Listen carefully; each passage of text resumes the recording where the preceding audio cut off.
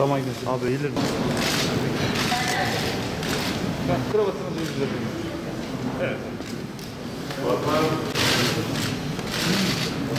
Teşekkürler. Değerli arkadaşlar, Türkiye bireysel başvuru hakkını AK Parti getirdi anayasa değişikliğiyle ve 2012'den itibaren bildiğiniz gibi bu yol uygulanmakta ve hak ihlali olduğunu düşünen herkes bu yola müracaat edebilmekte. Anayasa Mahkemesi'nin verdiği kararlar bildiğiniz gibi bağlayıcıdır. Anayasa hükmü de bunu gerektirmektedir. Anayasa Mahkemesi kararlarının bağlayıcılığı, anayasanın bağlayıcılığından kaynaklanmaktadır. Dolayısıyla hukuk güvenliği, hukukun üstünlüğü anlamında olması gereken Anayasa Mahkemesi kararlarının uygulanmasıdır. Anayasa Mahkemesi kararları idareyi, tüm kurumları, gerçek ve tüzel kişileri ve mahkemeleri bağlar. Dolayısıyla esas itibariyle hukukun bu anlamda uygulandığı yerlerde, mahkemelerde de Anayasa Mahkemesi kararına uyulması hukukun bir gereğidir. Elbette Anayasa Mahkemesi kararlarının hepsine katılmadığımız, kabul etmediğimiz bu süreçte de dahil söylenecek, gerekçeli karar açıklandığında da çok şey vardır. Tartışılacak, kabul edilmeyecek ama bu uygulanmayacak anlamına gelmez. Kararlar uygulanmak için vardır. Hukuk devletinde de kurallar ve hukukun emrettiği hükümler geçerlidir. Dolayısıyla hukuk neyi emrediyorsa, anayasa neyi emrediyorsa Anayasa Mahkemesi'nin kararları çerçevesinde olması gereken budur ve kararların da uygulanması gerekir. Adaletin figürü bildiğiniz gibi arkadaşlar gözü bağlıdır. O gözü bağlı olan adaletin kimse o gözünü açmasına, çalışmasına asla izin vermememiz lazım. Adalet başta kendi mekanizması itibariyle de gözünü açmadan, taraflara bakmadan hak neyse, hukuk neyse, adalet neyse onu yerine getirmesi milletimizin beklentisidir, hukukun gereğidir.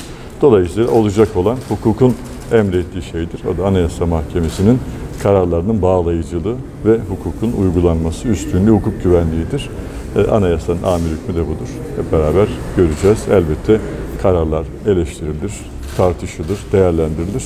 Katılmayız ama uygulama hukukun bir gereği, emri. Şimdi değerli arkadaşlar, kadınların onuru, haysiyeti her şeyin üstünde. Hele anneler olunca anneler başımızın tacı. Cennet annelerin ayağı altına serilmiştir. Annelerin elleri öpülesi, ayakları öpülesi en kutsal varlıklardır. Ve İçişleri Bakanımız Sayın Süleyman Soylu Bey'in çok muhterem validelerine yapılan bu hayasız, bu çirkin, insanlık dışı saldırıyı, ifadeleri şiddetle kınıyorum, lanetliyorum. Ve bu alçak, bu insanlık dışı, haysiyetsiz ifadeleri kullanan kişinin de hukuk önünde en ağır cezayı, hak ettiği cezayı bulacağına inanıyorum. Hukukun, yargının bu anlamda hak ettiği cezayı vereceği inancımız tamdır.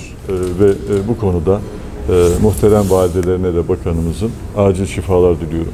Çok sevdiğimiz ve bu süreçte de üzüldüğümüz, dua ettiğimiz muhterem validelerine ve bu konuda dualarımızı iletiyoruz. Geçmiş olsun dileklerimizi iletiyoruz. Hiç kimsenin annesine, hiç kimsenin eşine, çocuklarına, ailesine kimsenin küfretme, kötü söz söyleme hakkı yoktur. Bu konuda aile bizim en kutsalımızdır. Kadınlar onurumuzdur, insan onurudur. Nerede olursa olsun insan onuruyla yaşar. Kimin annesi olursa olsun, kimin evladı olursa olsun, kimin eşi olursa olsun en ağır şekilde elbette kınamak ve bu konuda bu tür yakışıksız ifadeleri de engellemek hepimizin görevi. Bu konuda yasalarda da bir ihtiyaç olması halinde kanunlar toplumun ihtiyaçları için çıkartılır. Elbette bunlarla ilgili de değerlendirmeler yapılması gerekir. Bu konuda bu tür müeyyideleri daha artırıcı, hiç kimsenin ailesine, kişilik onuruna zedelemeyecek ne gibi ağır müeyyideler, ihtiyaçlar varsa bunların da konuşulması elbette tabiidir. Bunların konuşulacağı yer, bu ihtiyaçları da kanun yapımı parlamentodadır, yargı dağıtımı mahkemededir, sosyal medyada değil. Dolayısıyla o mecralarda ilgili şekilde konuşulur, değerlendirilir ve kararlar alınır. Bu tür hadiselerde elbette üzüldüğümüz hadiseleri hiç kimse inşallah yaşamayız. Ben tekrar Sayın Bakanımızın muhterem validelerine de geçmiş olsun dileklerimi iletiyorum. Bu tür ifadeleri, çirkin, hayasız ifadeleri kimden gelip kime yönelirse yönelsin bir kez daha kınıyorum. Ve hukukun gereğini yapacağına olan inancımla da, çünkü yargıda çıkan kanunları uyguluyor. Eksiklik varsa, toplumun ihtiyaçları varsa da parlamento değerlendirir. Değişecekse değiştirir ve yargıda bunu uygular. Dolayısıyla tekrar bu duygularımı paylaşıyorum. Hayırlı cumalar diliyorum. Yavuz Bahadıroğlu çok değerli büyüğümüz. Güzel Türkçe'de, edebiyatta emeği geçmiş bir edebiyat üstadı. Onu da rahmetle anıyorum. Hayırlı cumalar diliyorum. Teşekkürler. Sağ olun.